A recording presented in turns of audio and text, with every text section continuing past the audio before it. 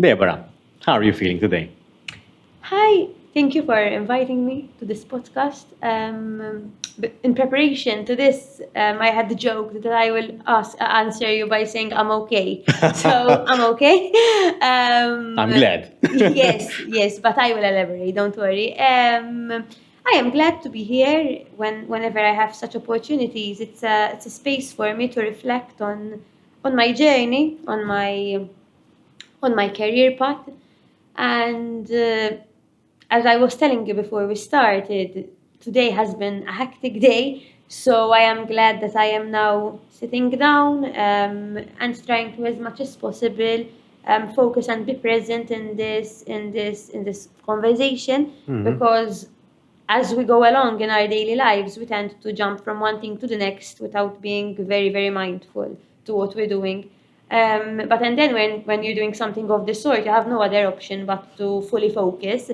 So I'm glad that I will be having this conversation, and I look forward to, as much as possible, immersing myself in it and being present as we go along. And I look forward to see what you're going to be asking me. Thank you for the elaborate answer. I appreciate that you took the time to reflect upon the answer to my question. And you mentioned some key terms: reflecting, being present in the conversation. And I'm aware that you've been interviewed or been in radio stations, TV programs. How do you prepare yourself for such an encounter, for such a conversation, or to present a particular topic which might be a little bit not controversial perhaps, but touch upon sensitive topics? Okay. So in such circumstances, I always like to draw from my personal experience, but also link it with the theoretical aspect. So it wouldn't just be me babbling on a random topic, just my opinions. So in the past, maybe I used to do that much more, but as time progresses, I see the need to relate and to combine what I say with theory, with what the theory says. Why is that important?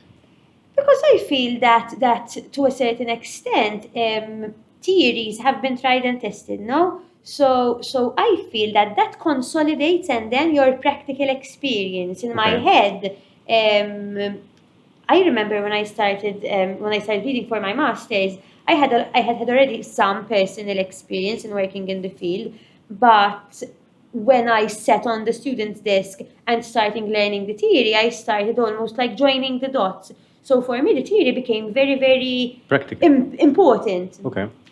And I feel I do have a certain level of responsibility in making reference to the theory without being too focused on it, because otherwise it would be quite boring, I think.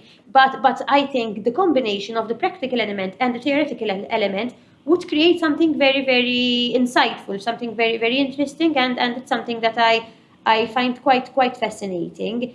To get back to your question, so I always prepare in advance, but I have to admit I don't prepare much. So at times I feel that if I prepare too much about something, that would give me too much anxiety, and I would come into the interview, to the program, to whatever, fixated on wanting to say this and this, and I skip something. So I like to go with the flow. So for me, the practical element and the theoretical element are at the back of my mind. But and then I like to go with the flow of what the person or where the conversation takes us, essentially. So this today was the far extreme, because I almost didn't tell you anything about what we're going to discuss. Yes. So in all fairness, for today I did not prepare much. So I just came here, quite open to what you are going to present to me,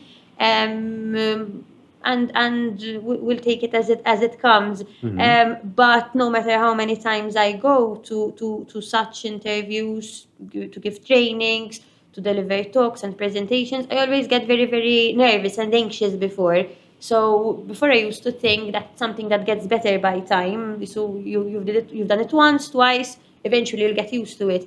Nowadays, I'm learning that probably the second I get used to it would be the second that I shouldn't be doing it anymore, probably. I agree with because that. that gives me the drive, kind of, to improve. In the past, I must admit, when I was younger, I used to be much more relaxed. So as time is passing, the anxiety seems to be increasing. I'm not sure why, but such settings tend to make me more anxious than they used to in the past. I think the stakes are higher. Could be, could I be. think from a professional point of view, I think the older we get, as our career develops further, the more important it becomes not to lose face in front of an Yes, audience. So yes. I think there is a reputation behind our Yes. names. Uh-huh. When we were younger, we didn't have that. True. Yes. That at least that's how I feel, because I agree with you. I feel the same way. So when it comes to preparing, this is my 43rd, 44th podcast, and I still feel anxious and tense before the show, and Yes. just to make sure that everything is in order.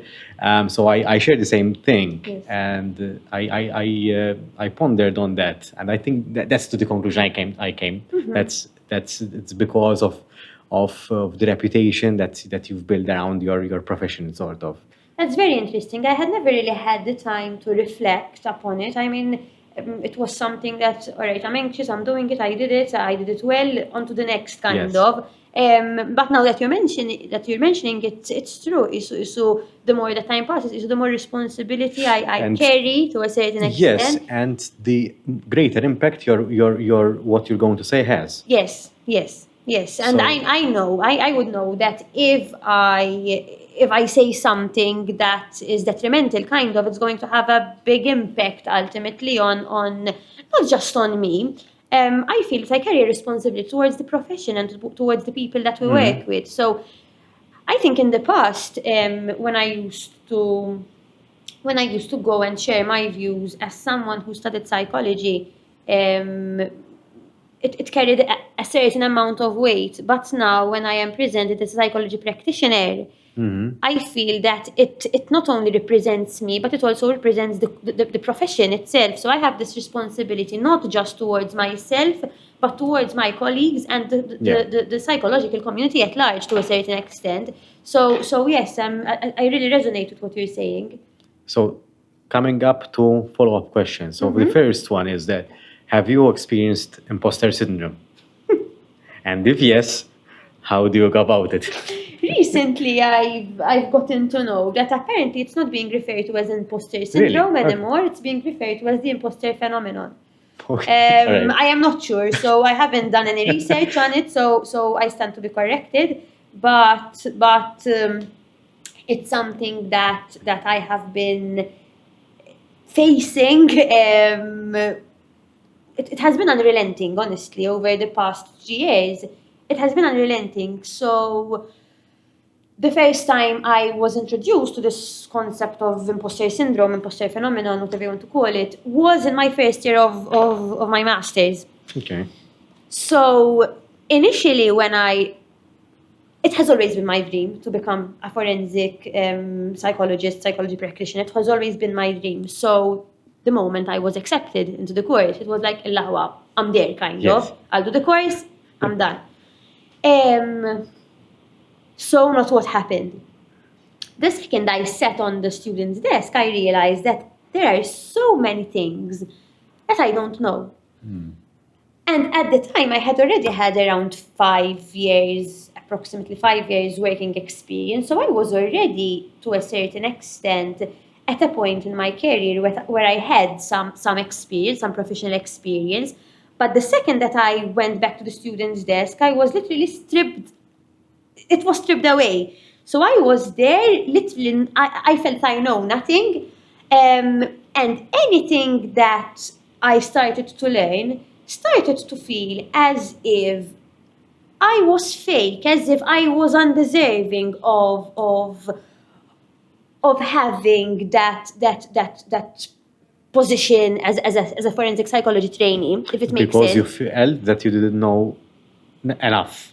I felt that I didn't know enough. I felt that there were other people, other candidates who may have been better than me. Okay.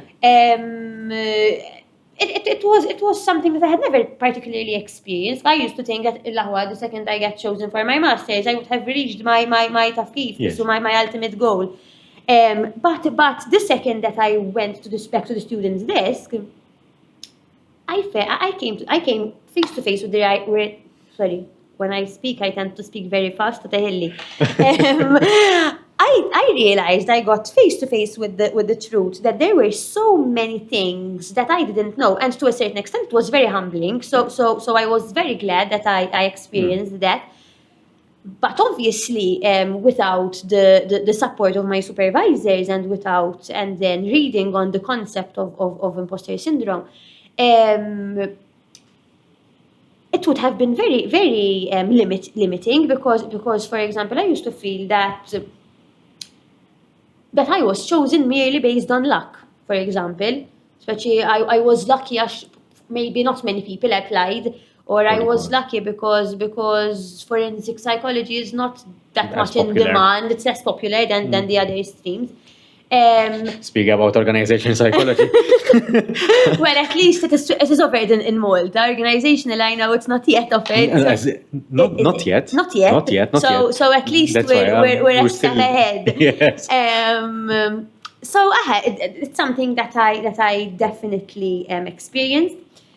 It seems like an overwhelming experience. It is. The whole journey of the masters is very, very overwhelming. So and the masters is 2 years in your case? Full-time. It's a 2-year full-time program of studies. It was a big decision for me to decide that I was going to literally quit my job and continue my studies, pursue a master's. But it had always been my end goal. So you stopped? I stopped working completely. You did? Okay. I kept my job at a part-time basis. I used to work a couple of hours during the weekend, but it was literally very, very minimal. And the only reason why I kept my part-time job was because I loved my job too much that I wasn't mentally prepared to just quit. Okay. But it was what I always wanted to do. Now, as you may know, it is not easy to pursue your studies in psychology in Malta because the places are quite limited. You need to have had a number of work experience. So for me, it was always a big question mark. And in all fairness, I never felt that I was good enough to earn my place in the course because I knew how competitive that would get. So you can imagine the second that I got to know that I got in, it was like I can't believe it, kind of. Why? How is this even possible? And I was very happy. It was still a big decision because first of all there's this commitment that you need to make. I remember having the first meeting, the introductory meeting, and thinking that. Knowing that I had to come to terms with the fact that my life was going to go on pause for the next 2 years, and that was quite an overwhelming feeling. But I remember making the conscious decision, which I am very grateful for, that I said, listen, this is what I want. I am not going to let my biggest dream crush me.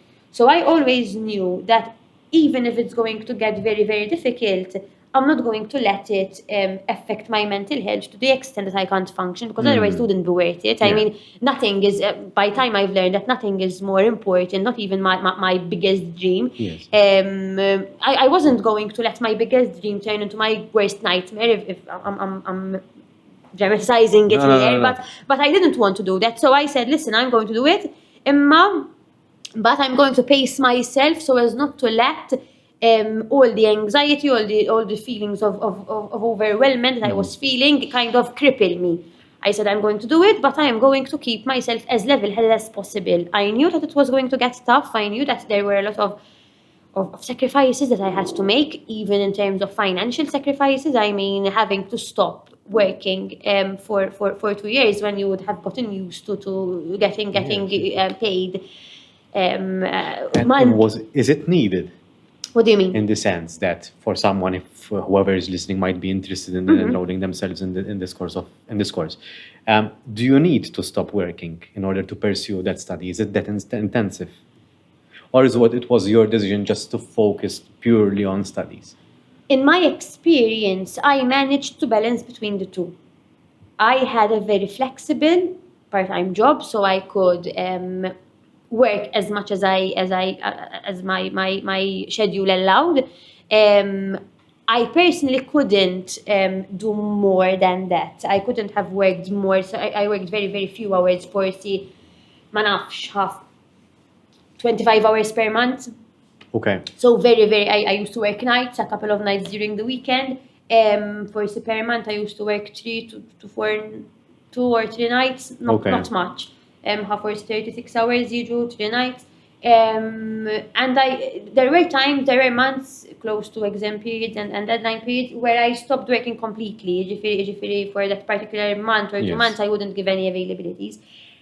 In my experience, I couldn't do more than that. Not everyone copes the same way. So there are people who manage to keep their job and keep on working close to 40 hours a week or a bit less.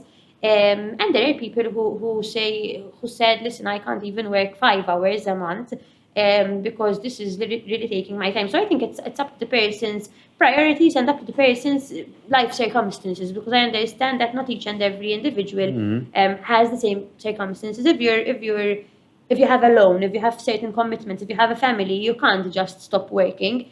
But I would be lying if I say that it would be easy to enroll in this course and keep on working. So I somehow managed to find a balance between working just a little bit and focusing mainly on my studies. I think it's each person needs to find what works for them, their own balance. Something that I would like to the message that I want to come across out of this conversation is for anyone who wants to pursue a career in psychology, not to get disheartened, because I remember back in 2014 when I was still applying to university, thinking that psychology was going to be a bad idea because at the time there were very fewer opportunities. At the time, I don't even think that forensic was offered in Malta. I don't think so. I think it was starting in 2015, I believe. We were the third cohort, my cohort, so it had started not much longer before. Anyway, I used to think that this is going to be a bad idea. This is going to be I am literally heading into an era where I am not going to have much opportunities. But it's not the case. Going into the masters, if you really want it, is achievable, can be done. So as long as you put your mind to it and work in advance, work on building the hours, work on forming yourself as much as possible, it is not something that is unattainable. And even the masters itself, it is very difficult. I will be fooling myself and the viewers if I had to say that it's not difficult and it doesn't come at a very hefty cost. But I would recommend it to anyone who wants to pursue a career in psychology, because personally it was, if I had to put everything on a balance and if I had to weigh the pros and the cons, I have definitely gained a lot from it. I have grown as a person. Ways?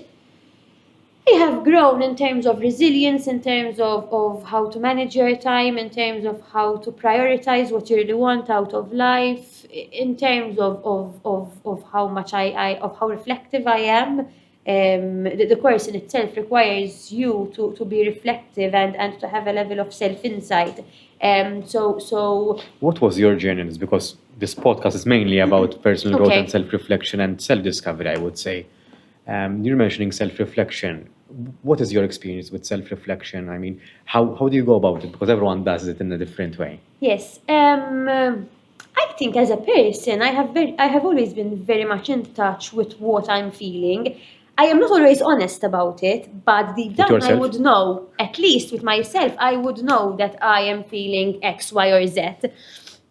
I would fake my emotions. I would hide some of my emotions, but deep down I would know. So ever since I was a child, I feel that I could, to some extent, link my feelings and my behaviors, even though it hasn't always been very clear cut, especially when you're a child. But and then over the years, I have been through a number of therapy sessions myself, and that has helped me immensely in getting to know myself, getting to know my roots, I would say, and getting in touch with the core of myself, kind of why am I the person I am today? Why do I do the things I do today? And that has been something invaluable in my opinion. So whenever I have these opportunities to get a bit closer to myself, because as you know, it's a work in progress. So there are always a lot of blind spots that we would not necessarily be aware of. But whenever I have such opportunities to get in touch with who I am, I always feel I don't know how to put it into words exactly, but I always feel this feeling where it gives me this sense of motivation, if it makes sense, to get to know more about myself, connecting the dots has always been something very, very important to me, and such opportunities give me the space to connect the dots between what I think, what I do, how I feel About yourself. about myself, and even about so the life outside of me. So even in terms of my relationships with others, my friendships, my job, my career. So I find these spaces as opportunities where I can literally sit down with myself and kind of map out all the things that matter to me, and then connect the dots and understand myself better at the end of the day, understand the concept of why we do what we do as humans has always been fascinating to me. Why do we behave in a certain way? Why do we make such decisions? Why do some of us make good and lawful decisions, whereas others make bad, frowned upon decisions? This has always been very... What medium do you use to get to know yourself better? How do you connect dots? Through thoughts, through writing, through speaking, through conversation? Most of the time it's through thought and through speaking.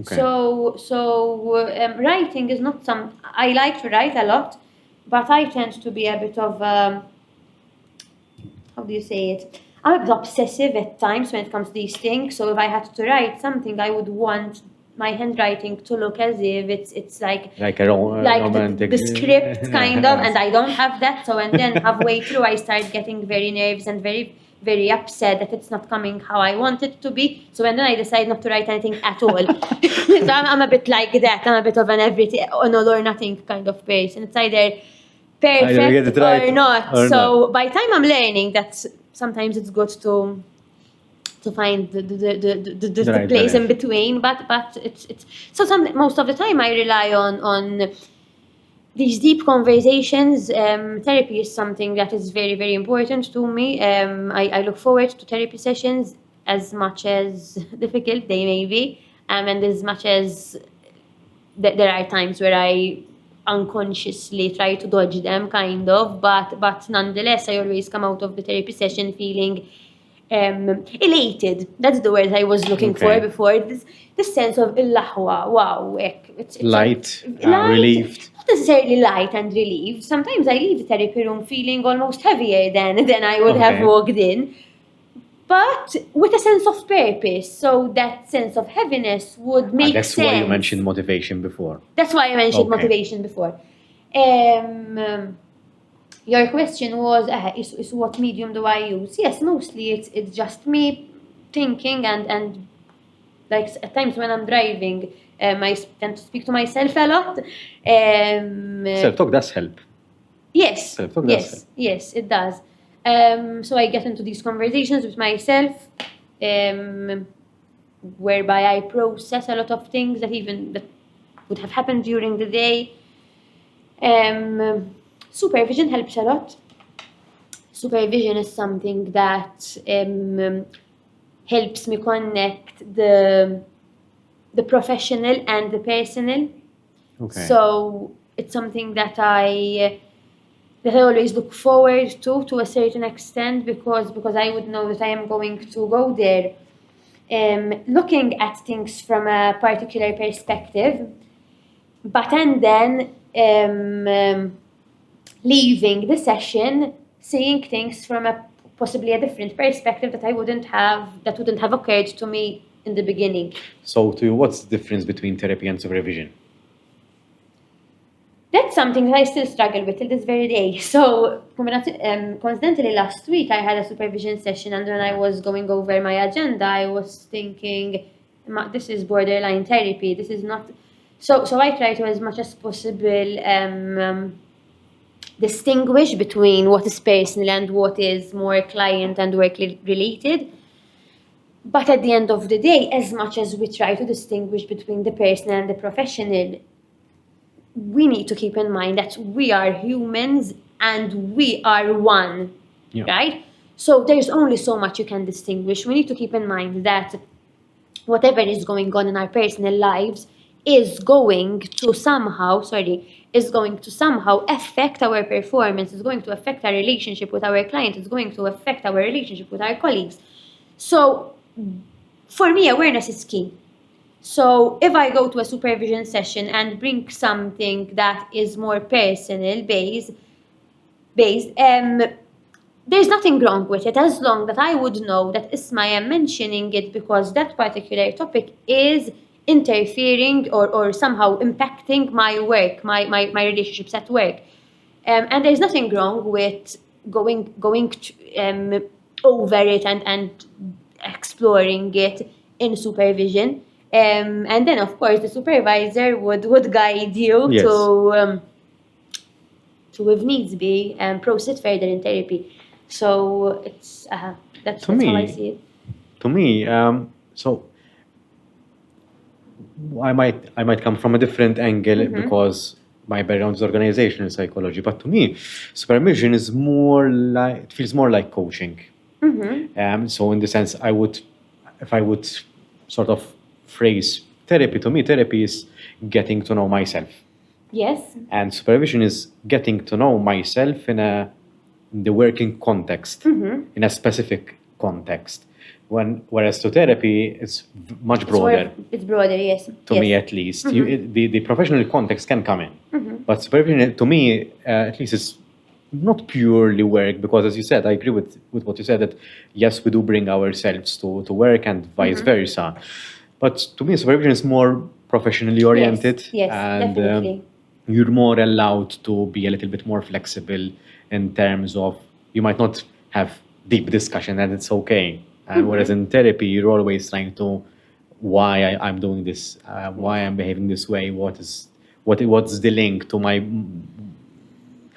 past, to my previous experience, how am I linking that, how am I making sense of that. Whereas in supervision, sometimes it's present focused and present and future focused. Yes. Whereas to therapy, it's present to past focused. Yes. The way you put it, I really like the way you put it. It makes a lot of sense, and to a certain extent, I agree. So I would say that yes, for me, supervision is more in relation to your professional side, and therapy is more related to your personal side. But as I'm saying, so there's only so much you can distinguish the two. So as long as you're aware that you are taking some supervision into therapy or taking some therapy into supervision, as long as you're aware of it, I don't think that it's a major issue. As long as you have an outlet where you can, if you open a can of worms in supervision, you definitely need to have a space where you can process and digest that in therapy. Yes. And if you go to therapy, and just discuss work-related, profession-related issues, you would be, I think that would be a sort of unconscious decision not to delve into the Yes, other yes. difficult, possibly Definitely. intimate topics. So as long as you have awareness, for me, there is no problem. But the second that you lose that awareness, I think that's where it becomes a little bit problematic. Deborah, what I wanted to ask you, because this, I would appreciate your 2 cents on this, and I'm sure that the listeners would as well, is how to choose the right therapist for you. Okay. What would be your take on this? What tips do you have for someone who's trying to look out for a therapist? Because there's no one size fits all, and we might click with someone and we might not click with another. What I'm going to share now is based on my experience as a client, not as a practitioner. The first time I saw a psychologist was when I was 8 years old. So I was very young. I had no control over seeing a psychologist. I was almost forced to go to a psychologist. And that was terrible.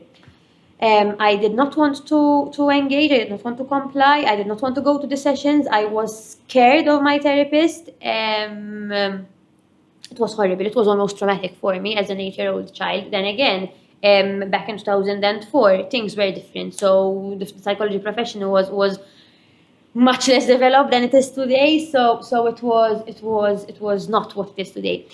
But over the years, I went to a number of different therapists, and I think that the second that you click with the psychologist, with your therapist, with your psychologist, you would know. However, one needs to be very careful not to make the mistake that I did for so many years, that you would stay with the therapist just because you're comfortable, just because the psychologist is...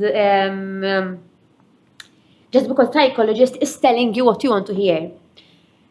That is quite dangerous because you might leave the session feeling very, very good about yourself, but and then a couple of sessions down the line, you would realize that no growth happened. There was no improvement because you didn't possibly delve into the core issues as much as you needed. So for me, I feel that there needs to be a balance of feeling a sense of connection with the therapist. However, having a challenging therapist, someone who challenges you, someone who asks you the uncomfortable questions, someone who tells you, who pushes you to delve into things that you would possibly have been avoiding for years on end. And it's not easy to find someone that gives you both, I would say. So I think that what has helped me come to a point with my therapist where I can be completely vulnerable was the trust and the non-judgmental attitude that the therapist ultimately gave me. So I personally can't be with someone who is judgmental or who is going to tell me things in a possibly too bluntly. I'm going to be the devil's advocate here. Uh-huh. Shouldn't be therapists not judgmental? All of them should be, but not all of them are. Yes. So that's why we receive training, right? Yes. When I say non-judgmental, because I think that to some extent non-judgmental, all of us are to some extent non-judgmental, because that's what we've been learning since we were in our first day for doing the B-Psych course. But and then the way that the person communicates differs. So a person can be non-judgmental but can still be quite blunt, which is not necessarily a bad thing. But some people deal with it well, some people deal with it not so well. So I would say that you need to find what works for yourself. As much as I appreciate someone who is blunt, I know that I, as a person, again, I'm not saying this as a psychology practitioner or as someone who practices, but as a client. If someone is very, very blunt with me, I tend to get a bit defensive, right? So if someone if I would have developed and consolidated the relationship with the person, and then I can take a level of bluntness. So for me, it's a process. A level of bluntness. Does it make sense? No, it does. It does. So, But for there's me, a level. there has to be a level, but I am still not in a position where I can take a lot of bluntness, but I appreciate a person who is blunt. But in my experience, the person has to be someone I trust. Okay. So if I am not sure whether I can trust that person, whether I can trust that person's intentions, I will not take that bluntness well necessarily. But that's me.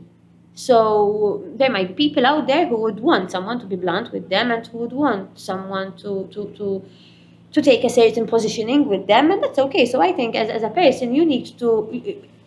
You can't expect to go to a therapist and find the perfect match instantly. Definitely. It's something that you would. I think I've been to like 4 or 5 or 6 therapists myself. Okay. Until I found the person that I can totally be myself with nowadays. And it took me a long while. So from the very first session till the point where I started opening up to a very deep extent, over a year had passed. So we don't go to therapy to discuss the weather or to discuss politics or to Definitely. discuss current affairs. We go to therapy to open up wounds that we would have spent years trying to conceal and trying to heal by ourselves. So it's not easy. In my forensic experience, I've learned that, and I tie this a lot with my childhood experience of when I had to go to a therapist by force. Mm-hmm. In the forensic field, most of the time, our clients don't have a choice. They have to come see us because either it is court mandated or it is on some form of order, treatment order. So that is something that I always struggle with. It's one of my dilemmas to a certain extent, because I understand that us professionals can say this person needs therapy and issue a treatment order or issue the conditions for the person to attend therapy. But I understand that unless the person really wants the therapy, we can have all the sessions in the world. We can keep on meeting weekly. Unless the person wants it, it becomes a tick box exercise. Yes. So this is something that on an ethical level I struggle with a little bit. So to what extent is therapy effective with people who are mandated to attend therapy? That's something that in forensic psychology is something very common. In other streams, it's something that it rarely comes up because, especially when it's when you work privately, clients most of the time come willingly, not always. Sometimes you might have people who come because their partners would have forced them to, or because their parents or someone important to them. But in the forensic field, it's something that we often encounter, and something that I often try to ponder upon a little bit, and I haven't yet come to a conclusion. Yeah. A question came to me, something that we both heard during the lectures, but I think you have perhaps gained a little bit of a different perspective to this question. Are people born evil? The $1 million question. Yes. I don't believe that people are born evil. The nature and nurture debate. No. Yeah.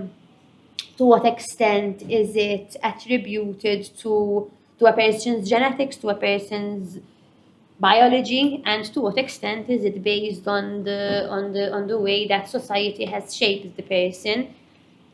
I would argue that there is always a bit of a mix of both. So I think to say a person is born evil or a person is not born evil would be too simplistic. To say that a person is born like this or not born like this would be too simplistic. I always think that there are a lot of different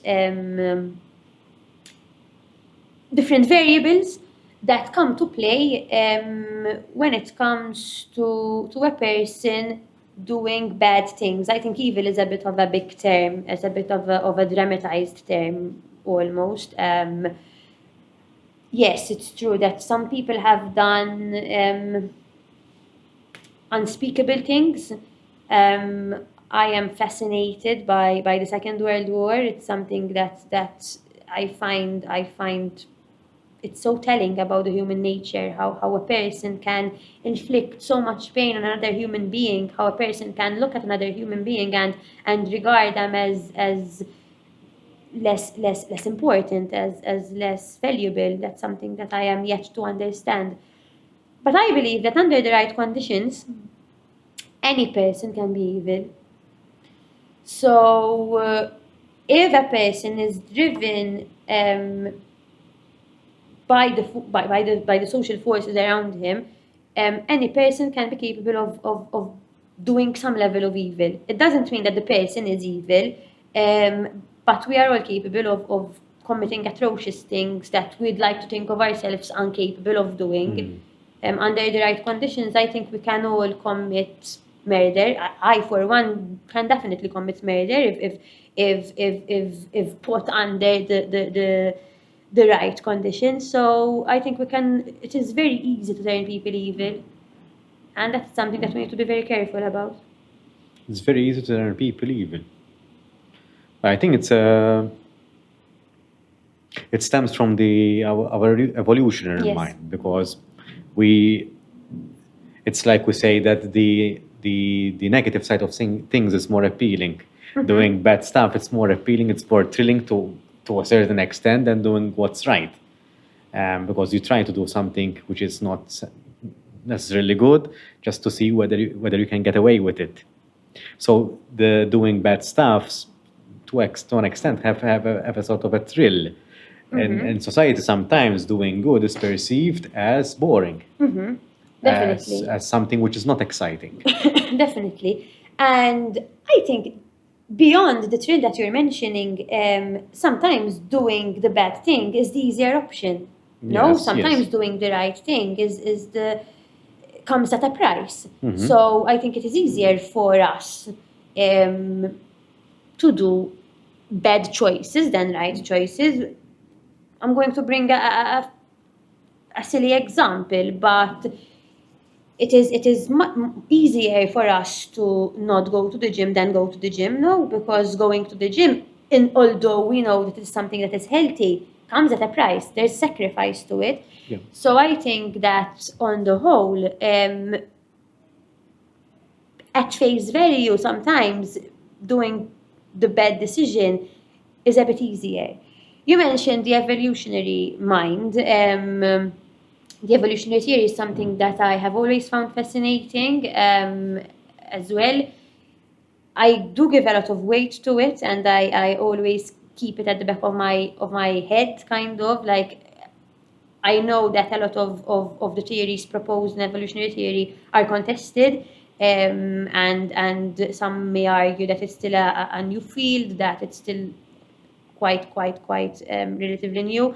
Some of the arguments are quite controversial as well, but I still think that it explains a lot of the human's behavior, of our behavior, because at the end of the day, we can learn a lot from our ancestors. Essentially, I think all we are driven to do is survive. Okay. As humans, as organisms, we are driven to survive.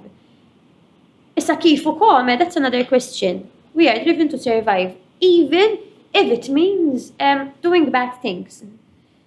So when we talk about good and bad, we need to be a bit careful, because what is good and bad is very subjective, especially for people who would have been raised in certain environments where what is bad for the society at large is the norm for them. So you can't gauge what is bad based on our understanding.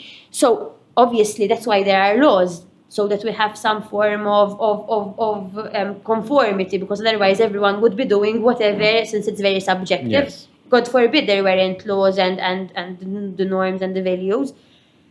But when we get to the point where we say, is the person evil? I think that would be us taking it a bit too far, because if a person wouldn't have known that that is wrong to begin with, how can I say that the person is evil?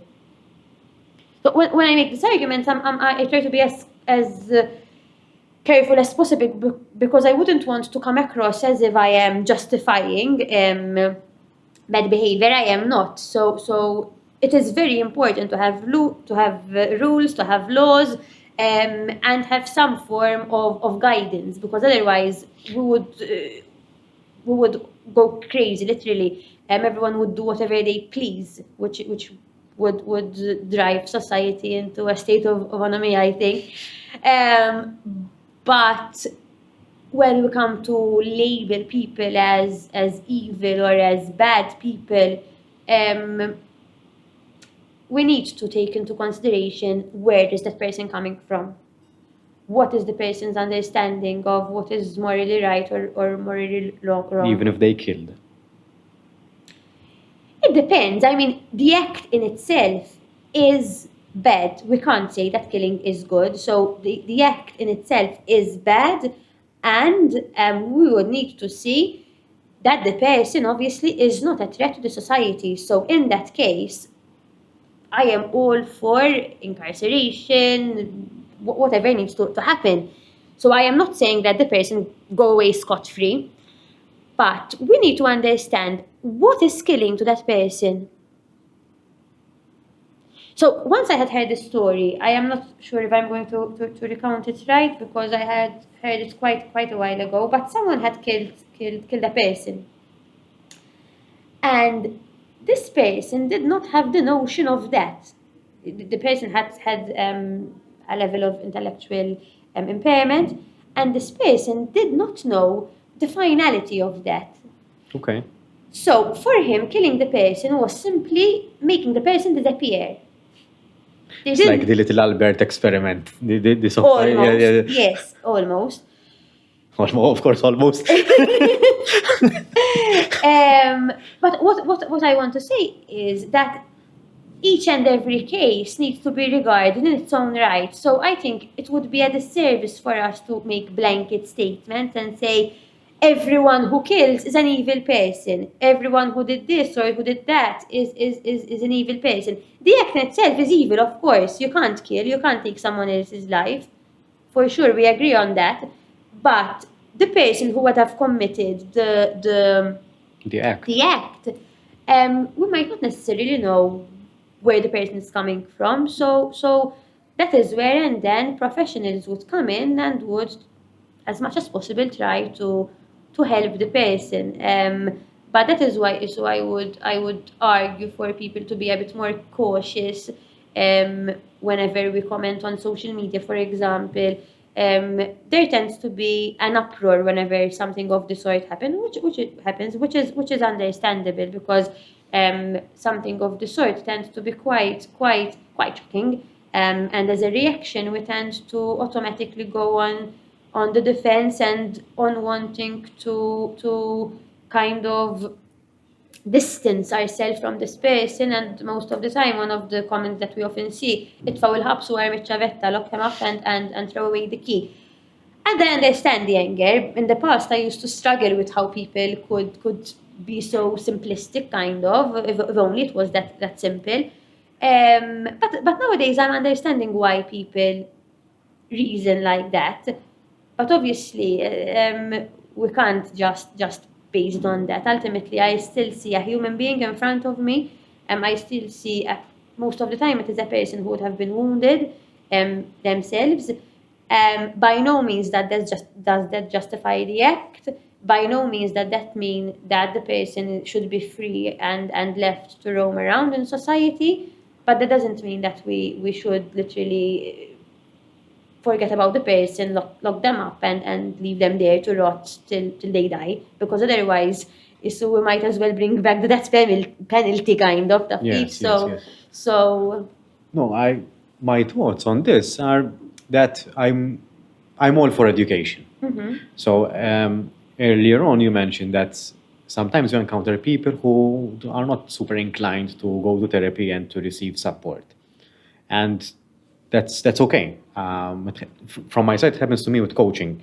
So I do coaching rather than therapy because of obviously my profession. And some people are not really inclined to coaching, and that's okay. Because if you're not inclined to receiving coaching, the effects of coaching and as well as therapy will not be that grand. If the person committed murder, I would be inclined to educating the person because I would explore the idea that whether what does killing means to the person and why they came to do such a thing. And again, we can't forget about the act as well. So unfortunately, what seems to happen that in the meantime, the person is left hanging and society is left hanging, and perhaps it's the system which needs to be a little bit more streamlined to Definitely. cater better for the individual who committed the crime, because we need to educate and not raise awareness, but we need to educate as much as when it comes to mental health issues. I think there's enough awareness. I think we need to educate more rather than raise more awareness, because the awareness is there.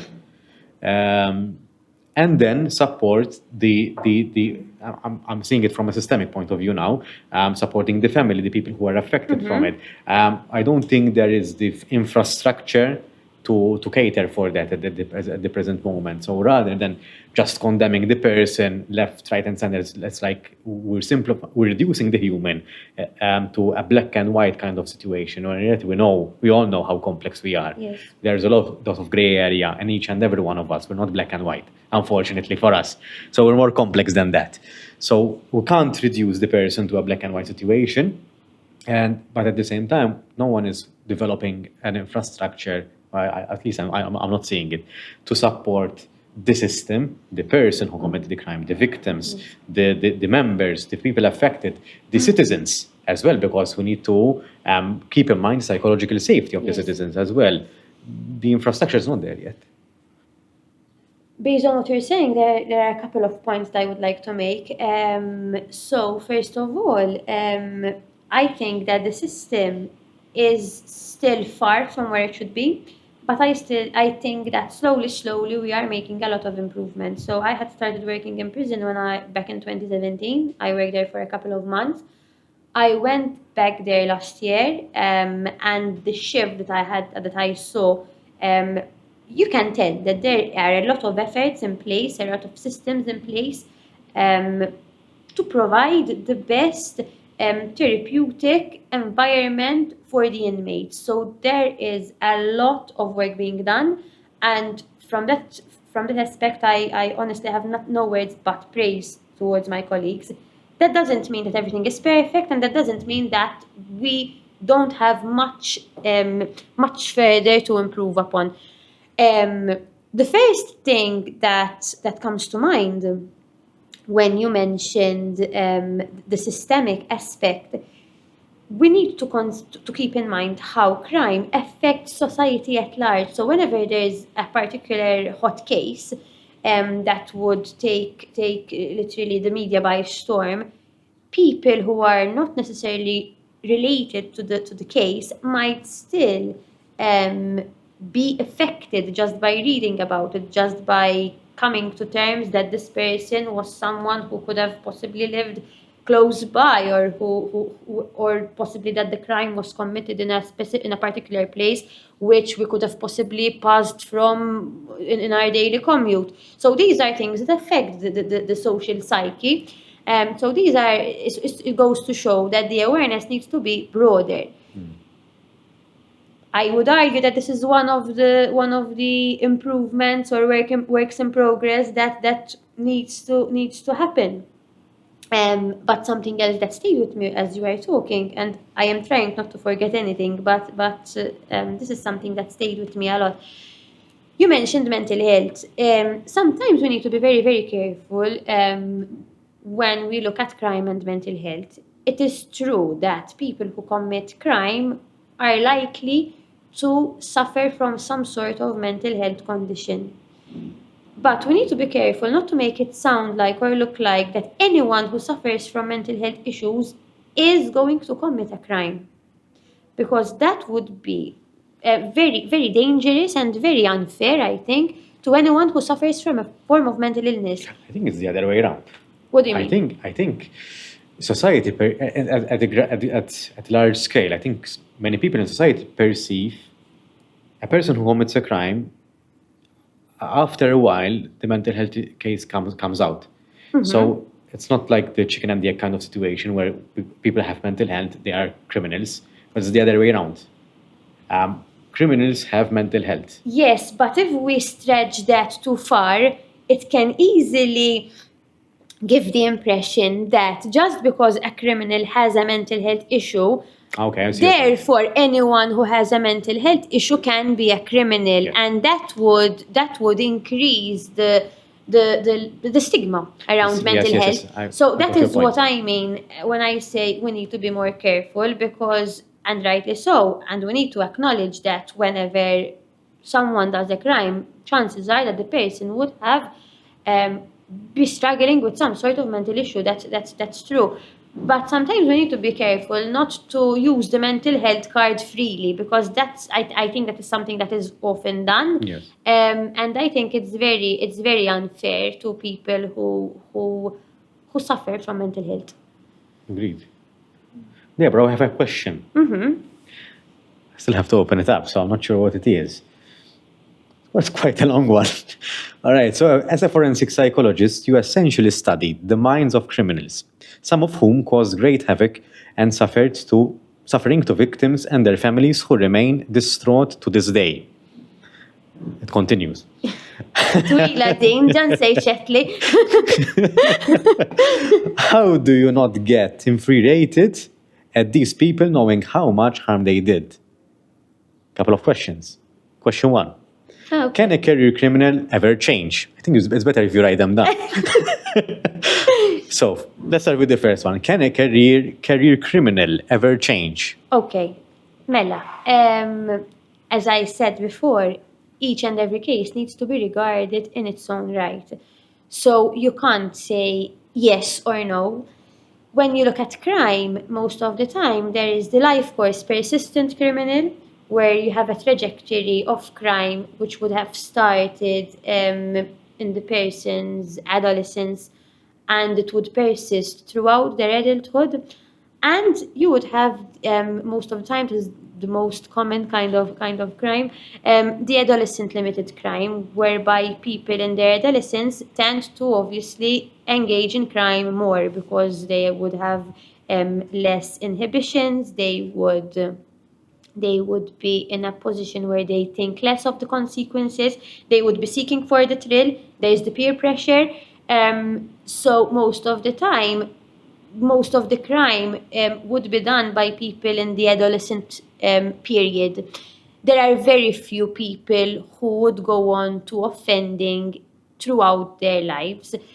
There are people who and then would find anchors for change. So, for example, in females, motherhood and pregnancy is one of the greatest anchors for change. So the second that a person gets pregnant or has children, realizes that they need to change their life around. Okay. So they would... It's like a wake-up call.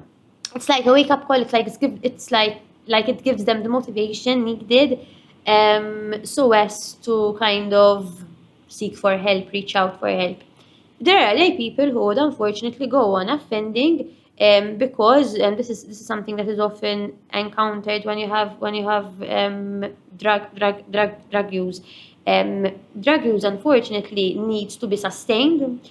So most of the time people would commit crime just to sustain the habit, engage in crime just to sustain in the habit. So they would engage in theft, prostitution, and an array of other crimes just to sustain the habit. And then when they are under the influence of the drugs, they would be less inhibited and they would be more likely to commit certain crimes. So it's like a vicious cycle. It becomes a vicious cycle. So when most of the time crime is concentrated around the adolescent period, there's like a rise at around 13, 14, and then it starts decreasing when the person is around 19.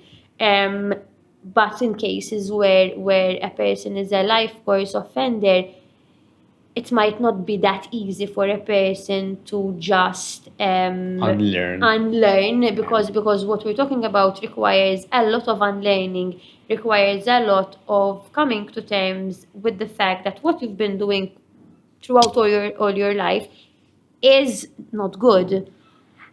But with the help of therapy, hopefully, and with the interventions of other professions, not just therapists and psychologists, people might start understanding how their behaviors, how their bad behaviors are affecting them and the society around them.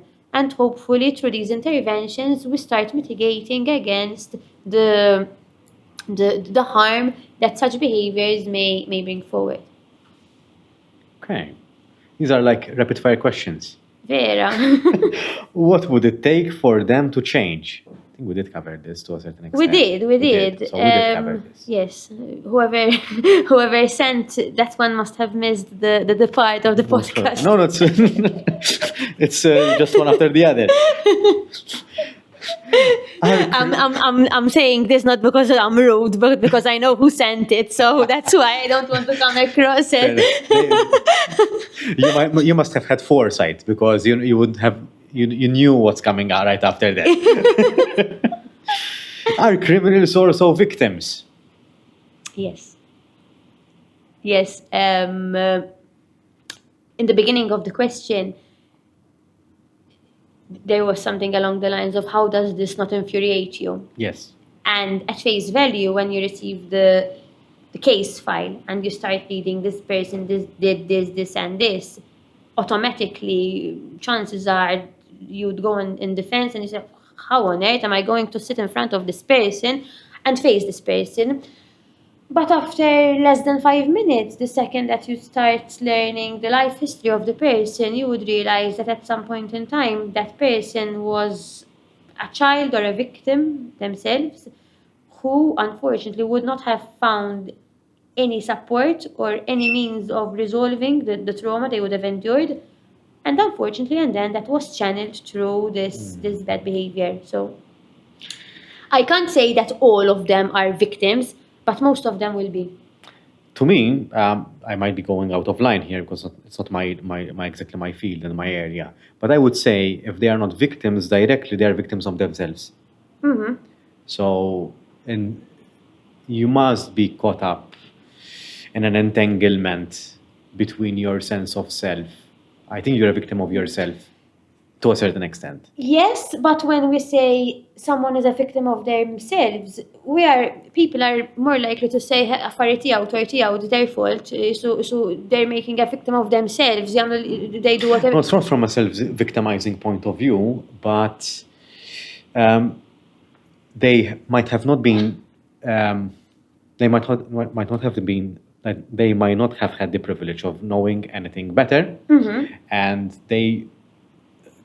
Through an unfortunate series of events, they didn't learn or exposed to a certain level of morality. Yes, but for me, that doesn't necessarily mean that they are victims of themselves. For me, that they are victims of society. Because it was the society's responsibility to, especially when it comes, as you know, I work with children. If you have a child who has been through horrendous experiences of adversity, I can't expect the child to build the resilience without giving them the tools to build the resilience. So, and then I can't expect the child when they grow up not to mess up and not to engage in certain behaviors if I wouldn't have given them the opportunity to at least start differentiating between right and wrong.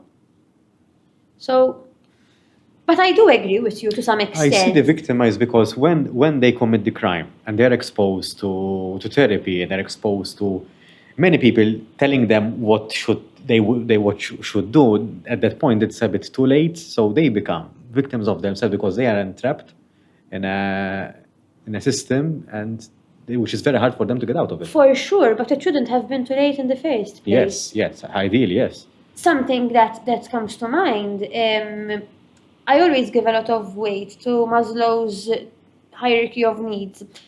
So when it comes to therapy and offenders, when you have people coming from disadvantaged backgrounds, you can't expect them to just show up in therapy and engage in the therapeutic process when they lack certain basic needs, when they lack safety, when they lack food, when they lack the most yes. basic things that a person might possibly need. So I remember once I worked with a client who showed up. I was there with an agenda, not an agenda, but with an idea of what I wanted to do with in the session. And as the client started speaking, I realized that they had no food that evening, and they were preoccupied about what they were going to eat in the evening. How could that person look within himself and dig deep when they were so preoccupied about what they were going to eat in the evening, one of our basic needs? So I would say that the system would need to cater and create a sense of safety, a sense of meeting these people's basic needs, if we want to start our journey on the path of therapy, ultimately hoping to one day reach self-actualization. That's not Yes. even, I mean, that's far away, but I think, Let's arrive at the esteem needs at least. yes, yes, but we need to start from somewhere. We need to start from at least the person having their basic needs met.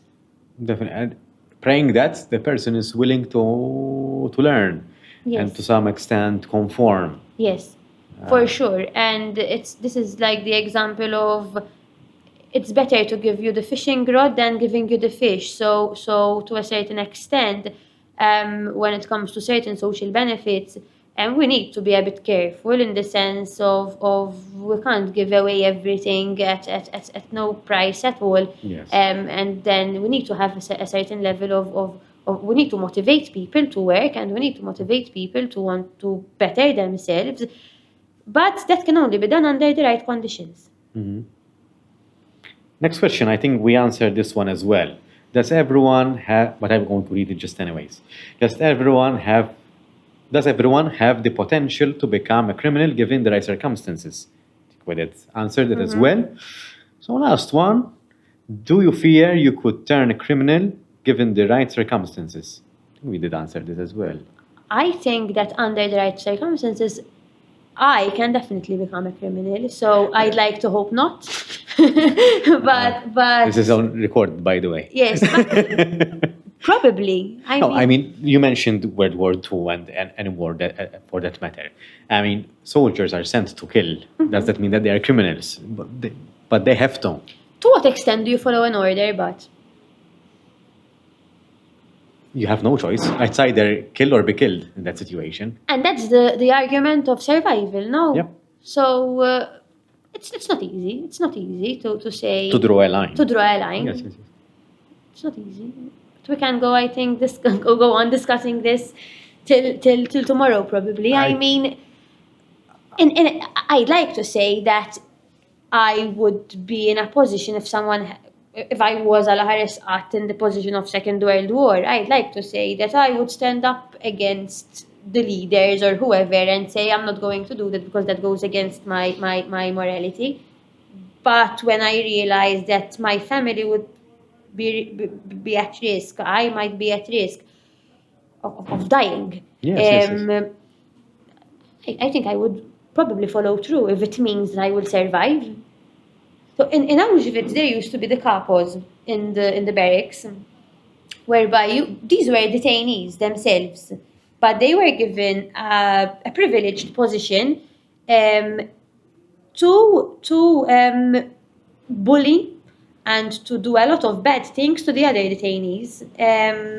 And they were detainees themselves, but they knew that being in that position gave them better food, a better bed to sleep on, and it decreased the chances of them being gassed, so Yes. it bought them some days.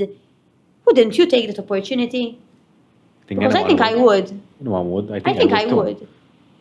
But and then most of these people were considered as in cahoots with the Germans. So after the war, those who survived were still frowned upon, and some of them were also tried.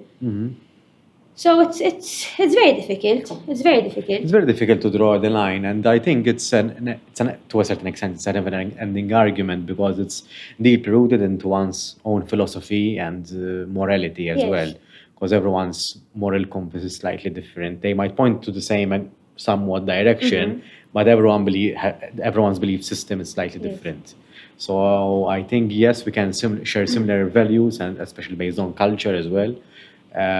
But no one can be exactly the same. I'd like to think of myself as capable of someday being in a position where someone tells me, do this or else we kill you, and I say, go ahead and shoot me here on the spot. But I know for sure that I will never be that courageous, no matter what. So I'd like to think that I can be that assertive, that steadfast, but when it comes to threatening me with my life, I don't think I would. So I have a great respect for people people who have died as martyrs or missionaries who have died as martyrs, because they would literally have died for what they believe in. And I don't think I am yet in a place in my life where I would be willing to die for what I believe in. So that's the honest truth. And everyone has a different answer for that. You must have a super great sense of purpose, and really believe in what you're saying and what you're doing. I think the only situation, the only instance I would be willing to die would be to protect someone I love. Because that is for me, that is my ultimate purpose, protecting those I love. But other than that, I don't think I have yet found the cause, my life purpose to die for anything else. So you're saying that no argument is worthwhile to die for? For me, Yes. for me, and I have great admiration for people who would be willing to die for someone else. I have not yet built up the courage to die for anything, I guess. So It's an interesting turn. I didn't think that we were going to go into this direction. I'm completely unprepared, and I hope I am not saying complete crap. So let's go back a couple of steps. Yes. And perhaps of course we're nearing the end as well. So I'm going to summon the fishbowl. Okay. And I'm going to ask to pick one of these papers just to perhaps conclude a bit on a lighter tone here. Okay. Well,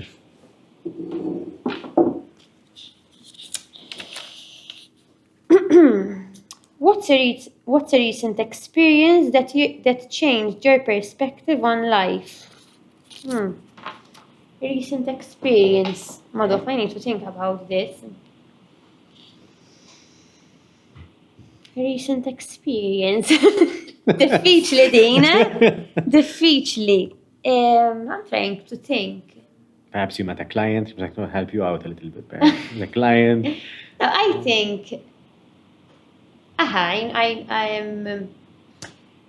I think that working in this field, you would have very, very frequent experiences that change your life and change your perspective on the daily, literally. So it's incredible how often it happens. And before I said when we started, you said, "How are you?" And I said, "I'm happy that I have this space where I can just think and be in the moment." Because most of the time, these are the experiences that I would go from one to the next without reflecting on how these would have changed my life. Working with children is something that always inspires me. Is their sense of gratitude and selflessness. So this is something that I have. I can't say it's something recent because it's something that from time to time I experience. But I remember experiencing it the first time on one of my first shifts at work. I remember there was a child who had €2 given to him by a family member, and he asked us to go with him to buy some sweets. And we had another client with us. And he told this client, come issa from these euros, buy something for yourself as well, so we'll split them. And at that point in time, it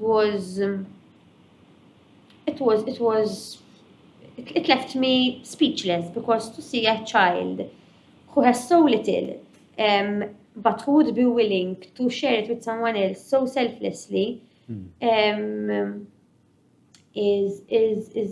is great, and something that I also experience, which always changes my perspective. I work with children in care, and most of the time we might think that because of the home environment not being stable enough, alternative care may be the best solution, which at times it is. But sometimes we fail to keep in mind that no matter how dysfunctional the family of origin may be, children have a longing to be with their biological family. There's this connection. So I think as professionals, it would be foolish for us to think that we can eradicate that connection. And it is within our responsibility to support both the child and the family unit to build a healthy connection, but the connection needs to stay there. Because children, I think we all do, but it is manifested in children very, very, very well. Children have this longing, have this wish to have this connection with their roots, in terms of identity, in terms of where I come from, in terms of what made me. So that is something that I think has changed my perspective over the years. Thank you for sharing that. You're welcome. And thank you for being here. I think we had a pleasant conversation. I hope so. I enjoyed it. I didn't expect that we're going to touch upon specific topics with the angle that we took them from. So, and I appreciate your input as well, because forensic psychology, it's not something that I'm usually exposed to. So that perspective is not something that I usually encounter really frequently. So thank you for sharing your insight. And hopefully this was a pleasant experience for you as well. It definitely was. And hopefully this will give you some reflection as well. It will definitely give me a lot to ponder upon. Thank you, Deborah. Thank you for the space. You're Thank you welcome. so much.